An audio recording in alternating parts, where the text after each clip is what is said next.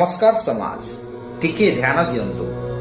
मनुष्य को निजर प्रतिटी कर्म उपर ध्यान निहाती देबा उचित। आमे हुए तो कहा को केतेबेले केउ प्रकार व्यवहार करिबा उचित अनुचित को न भाबी प्रतिक्रिया प्रकाश कर दे थाउ एवं परवर्ती पर्याय रे भाबिबा को बाध्य हेउ कि कौन भूल हैला एवं कौन ठीक।